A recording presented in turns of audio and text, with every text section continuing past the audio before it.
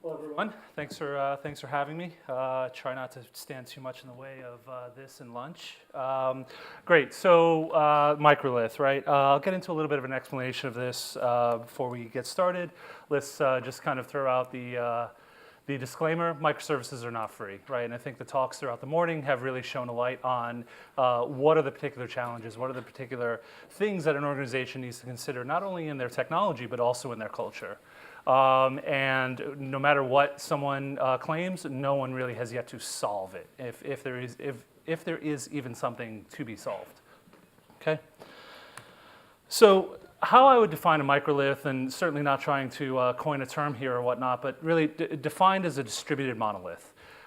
We went through an exercise roughly 9-10 months ago where we had a large monolithic application, tons of developers, lots of folks kind of stepping on toes. How do we ship? How do we release?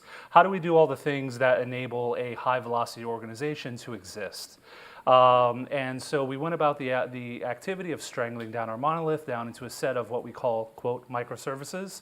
And what we ended up with was a very nice system, a distributed system that was massively coupled, right? And thus the distributed monolith or the microlith. And a ton of dependency held, both from a data schema perspective, services being coupled, whenever it came down to any kind of top-level business transaction that needed to be executed. When you looked at service to service, service A, service B, all well and good. When you need to string that together into an actual business transaction, that's where some of the issues started to crop up. So, in conclusion, and kind of getting to the punchline. Realizing your services as a fully distributed architecture, I think that's one of the key takeaways that I'll try to illustrate throughout this talk. Mentioned microservices do not come for free. And how do you go faster? How do you enable your PaaS, your underlying platform, your infrastructure for the applications and services that your teams are developing? How do you start to see that as a unit of compute, not some stringent pattern that you force your engineering teams into? Because ultimately, at the end of the day, it's your engineering teams, your developers, who own that architecture, who through a bottoms-up culture drive that architecture throughout and augment that throughout time. Not try to kind of aim at a target and always hit a specific one. Okay, a little bit of some context around what Leafeon is and what we're doing at ADP. A little bit of our footprint throughout the world. Our main center of kind of operations is out of New York City and Manhattan in the Chelsea neighborhood. And we have a little bit over 100 folks there. We're expanding our operations there quite significantly. Here in Bristol, we have about 12 folks. We used to have a bit more, but key parts of the team there. And the platform itself was really kind of birthed in the UK here. And then we have about 70-odd developers, R&D folks, product people, as well as UX in India throughout 2 locations in Hyderabad and Chennai. And then we have about 10 people scattered throughout remotely. We have basically put a premium on co-location, getting teams together, folks working in the same room, but we also need to be able to foster and support telecommute options as well, so it's a bit of a hybrid model. Okay, we deal with humans. One of the most complex things on the face of the planet, right? All the different particulars about a person in a given context, right? A context could be where I live, who I am in the organization, who am I interacting with. Those are all different contexts which the applications that we develop needs to be cognizant of. And it's what we call a global first platform. So we build kind of the global footprint. Then we need to look at, okay, how do we then contextualize this for the HR manager who is a French citizen working for a German company, right? Those are different contexts that come into play. When you look across ADP and some of the software as a service platforms, which Leafeon will be supporting, we have roughly today around 40 million active users on a daily basis, around 30,000 logins per second, and 500,000 client customers. So not insignificant numbers in terms of what we're facing in the market. Leafeon itself, in kind of its modern incarnation, roughly about 11 months old or so at this point.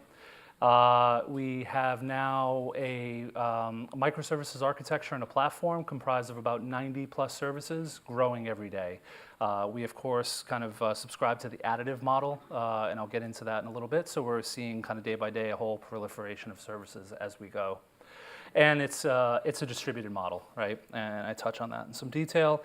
Each environment, roughly, when we look at production, when we look at some of our dev test environments, roughly around 1,000 running instances of these containers. Okay. A little bit more context for you. We're essentially building a massive distributed JIT compiler, right? How do we build a runtime in the cloud? The nature of this is such that developers, designers, but really application developers, these are folks who are subject matter experts around the world, they are enabled to build applications and build applications in a full stack manner. Their data schemas, their access to that data, workflows that they may orchestrate throughout. Those are all things that we express as metadata that the platform itself is fairly agnostic to and does not understand these things as primitives. So that's a particular challenge that we have. And as we go throughout that, we like to see this as a distributed architecture, right? Because you wouldn't want to express your Cassandra cluster as synchronous rest, right? That's not really kind of in the spirit of a fully distributed model. We like to take that tenet throughout into the platform that we're building. So enough of context into a little bit of the journey that we've been on. So phase one, this started roughly summer of 2015. We wanted to go from, as I mentioned, our monolith down to our microservices strategy. And we had a good approach to that in terms of it really started with culture. If you don't start with culture, the technology really kind of washes away and you're never going to be able to achieve what you set out to achieve as an organization. I liked, I think it was Adrian who mentioned around someone in a meeting said, we've just pulled off an inverse Conway maneuver. It's exactly the case here where we said, look, this architecture, this nascent architecture that we have really informs the type of organization that we need in order to support it, in order to develop on that. So starting with culture is key. And it's really that mind shift change. It's also important to establish some gates of entry, right? Microservices is fantastic, and it's an enabler and one of merit, right? So you foster a meritocracy, those great ideas bubble up to the surface, those things come into existence. However, if you don't establish some really kind of rigorous gates of entry into this process, you will find yourself with some issues. So how do you handle ephemeral stateless services versus stateful ones? There's different considerations. DevOps is not a team, similar to how kind of, with QA and the movement towards first embedding of QA, then the notion that everybody is a tester. I think the same rules apply to DevOps. There's not a team that you throw, hey, here's some code, let me throw this over the wall and you guys put this onto the cloud and make it exist. DevOps is everyone on the team. There's, of course, infrastructure and operations teams who their product is to build out that infrastructure and enable your engineering, your R&D teams to run fast. But the DevOps mind shift is key. Any of your service deltas, right, they should be, and Richard went into detail on this, it needs to be an additive process. Otherwise, you get into these contentions around your contracts, your definitions. Hey, I want to bring version 2 in the mix. What's the knock-on effect of all of that change? Instead, add services, add net new services into your environment. And then over time, whether that's kind of instantly through testing or over time through adoption, you can start to bring these services into play. You can also have multi-versions of services existing to support different types of payloads for the same thing. So maybe you have a BPM, a set of services that are handling BPM, right? Workflow orchestration. And there's a particular workflow that's defined that's really, the profile of such is more well suited for this new service that you have in existence versus an old one. Your system should be able to detect that and have the traffic routed accordingly, the messages handled in the proper fashion. And well-defined service ownership and accountability is a key aspect to this. As you embrace the chaos, you need to have the understanding of ownership, the understanding of, okay, who can I reach out to just to have a chat about this service, to really understand its nature in the wild. Another aspect of embracing chaos for us is the emergence of databases. Our model is such that a service owner, what we call kind of work streams, right? Those are divisions in other organizations. Those work streams own the entire verticality of their concerns. So if there's some user interface that they're putting out for their customers, if there are a set of compute services that they need to institute, and persistent needs, they define all of those needs, and they can plug into the entire ecosystem, and I'll go into that in a little bit of detail, around how they do that. What that means is that you have this whole emergence of database technologies, different types of runtime. As you start to adopt things like Docker and containerization, that's how you can define these boundaries and this encapsulation that enables your engineering teams to run fast. If I look at kind of our topology of compute right now, we probably have a number of services in Node 0.12 still. We have some teams that have adopted Node 5. I have teams that are playing around with Rust and Scala and all these great languages. I honestly don't care. Right? I love to see it, and I don't care in terms of having some kind of rigorous architectural governance around thou shall or thou shall not. It's really not how you enable an organization to run fast. You have to not care about those things. Okay?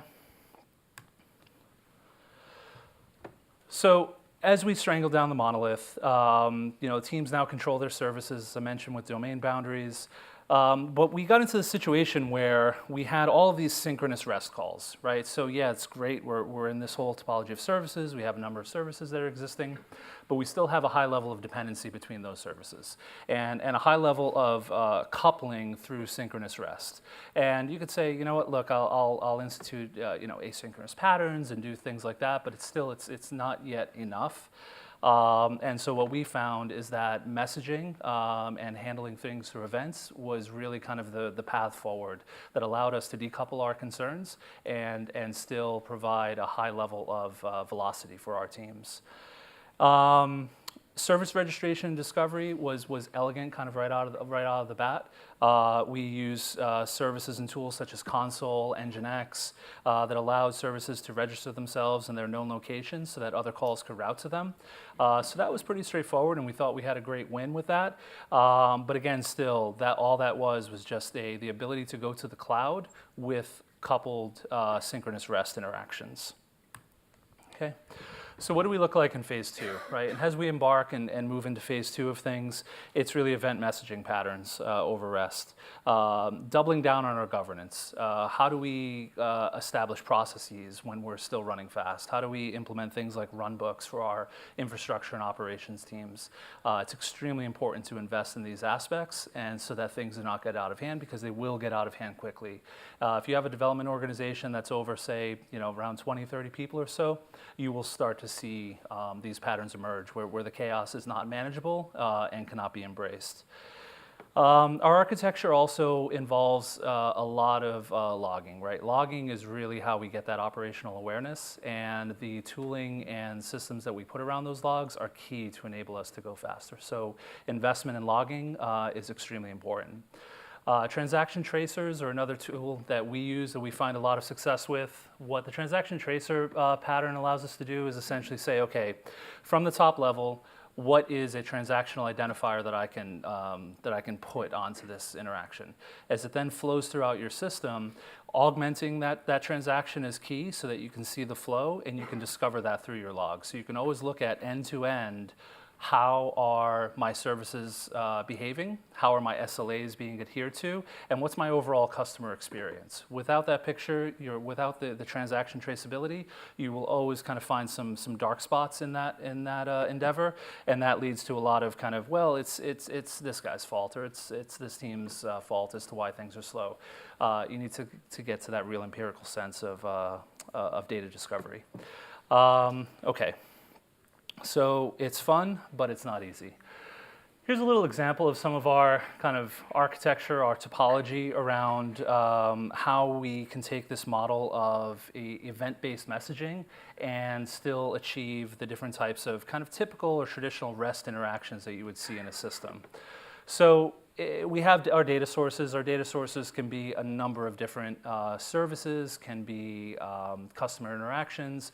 Really doesn't matter what those data sources are. What's important is that they are publishing messages onto our pipeline, okay? When messages are then published onto the pipeline, we have different types of processes that are looking at those messages, right? A process might be a consumer. It might say, hey, I care about that message, or I care about some portion of that message. I'm going to now act on that. We have other systems like Kafka Streams and Spark that we use to do real-time analytics on those messages as they're flowing across. This comes to play with the runtime of our platform. This is also leveraged when we look at our build pipeline and how different artifacts are building and how they're moving throughout the pipeline. And it also comes down to what we look at when it comes to the logging and other kinds of operational analytics, consistent event messaging pipeline for all of that. When we look at then out to the end user, you still have the browser at the end of the day. And you either have a mobile browser, you have a desktop browser, and there you do need some level of rest, right? Some level of kind of synchronous interaction with the end user, but you can augment that with socketed implementation. So if you can define sockets between your consumer and your services, you can then push data to them as needed and get away from the request response dynamic. Okay. So in a typical kind of, as we look at metadata and as we look at the challenges with metadata, we ran into a particular issue with that, and that goes back to the network chattiness that was involved. The network chattiness was such that for a given top-level business transaction, we had at least 8 over-the-wire service calls, and that was at a minimum. There were times when we had a ton of other ones. And so how do you bring metadata, right? The things which the system needs to understand its meaning, its execution context, how do you push that out to the edges and push it out to the consumers? Well, again, our messaging pipeline to the rescue. And what we did there was services, instead of registering their location, they instead register their intent to consume metadata.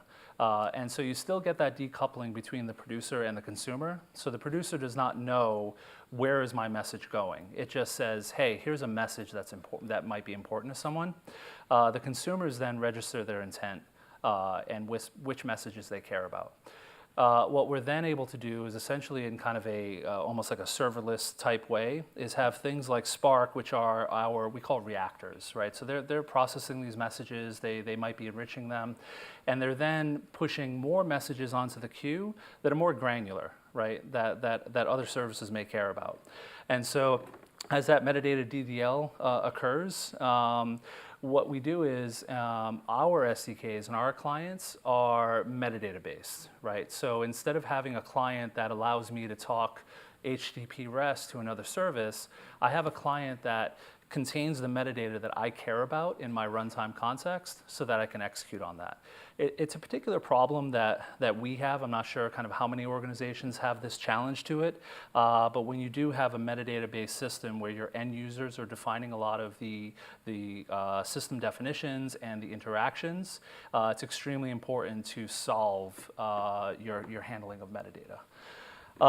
And what this does, it allows us to significantly reduce the chatter. So now that business transaction that took about 8 over-the-wire service calls, it's now the one service call between the browser and the service that it's consuming, and then everything else is handled through that event architecture. Okay. So logging and analytics, I can't stress enough how important it is to invest in your logging infrastructure and getting that cohesive across all of your services. Without this, like I said, you'll have that operational blindness. So for us, we started with Elk, Elasticsearch, Logstash, Kibana. It's a great solution. We still leverage a majority of that, but we've augmented it over time. And what we did there was we brought Spark and S3 into the mix so that we can have the kind of more long-term storage of the log messages, as well as Spark, so that we can do real-time analytics and analysis as the logs are streaming through. We want to know about invariances when we deploy services. So have we degraded our customer experience at all? Have we instituted any type of regression into the application that was not caught during testing? This is not a replacement for testing and rigorous testing throughout your build pipeline, but this allows you to do these kinds of rapid daily deployments out to production where you can understand immediately the impact of that deployment. Okay. And again, as I mentioned before, this is all through our standardized messaging pipeline so that we can leverage the same architecture for that, and our operations team can understand a single kind of quantity in terms of the kind of the key linchpin of the system. And by bringing Kafka into the mix, we were able to increase our message throughput significantly. And that was really important for us because as we grew into the 90 plus services and now going on to hundreds of services, the volume of messages, of course, has increased rapidly over time. And so that helps us a lot with that aspect. Security, as you can imagine, security is a huge concern for ADP, right? So ADP can, holds the, if you're a professional in America, you have roughly a 90% chance of being on ADP's payroll or HR systems at some point in your career. That's your, social security number, your W-2 information, all of your income and whatnot. So security is extremely important, and the logging pipeline is a key aspect of that. How can we see things where, hey, this person logged in the UK, but then 5 minutes later they logged in New York? That's just physically not possible. So how do we alert on those types of events? Standard logging libraries are really important. So for the majority of our platform, we are a Node.js shop, but then we also have a significant, as I mentioned, Scala. We do a bit of Python. So we push through logging libraries for all of our service teams, and that's really important so that we have that consistency. Logs are useful if they are structured. Unstructured logs are basically a mining exercise, and maybe a couple months from now you'll get some data out of it.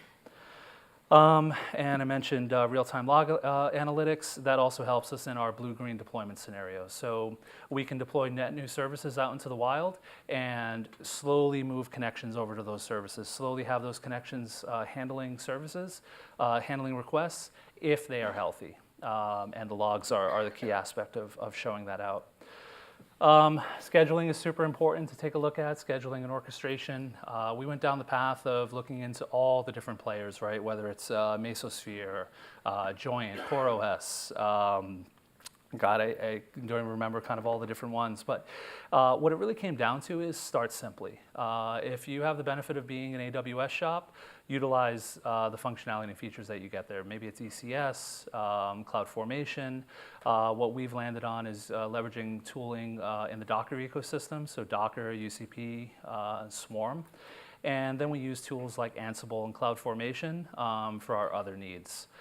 It's not to say that we've gone away from the more complex scenarios. However, when it comes down to in the wild, right, standing up, something like DCOS or CoreOS, really straightforward from an R&D, from a dev perspective. It's when you are actually out there in the wild and something happens where the complexity of your paths, of your orchestration layer, becomes more unknown and more complex than the actual workloads that it's orchestrating on top of it.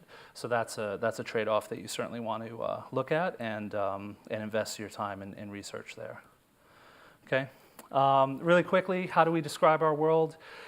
When you have this number of services in play and this many things that are emerging, you really have a need to define what is your world, right? So our world definition is extremely important to us. It's a versioned artifact that can then be replayed on any environment. So bring along your definition of your service world along with your version data, your version metadata, and all of your events that you can replay. Put that together and you can replay any environment, any scenario at any point in time that you need to. So it's extremely important. And we didn't really find any tools out there, either in the open source community or through licensed software that really fit our need in terms of how do we orchestrate our world? How do we go from local definition all the way up to production? And so we created this tool that we call Tailor. And Taylor is this awesome little command line that we can do all these great things with. We can up our world. We can say, look, I just care about developing my services locally. Give me a slice on the cloud for everything else. Developers are in the driver's seat in terms of what they can find and what they can do. We're hoping to open source this at some point soon, just a little bit of cleanup and whatnot so that we can get there. And this was actually one of the key pieces that was built here in the UK. And of course, Taylor, you can see where the inspiration comes from. Okay. A little bit of our kind of process, kind of high level, how do we do our dev, test, and build?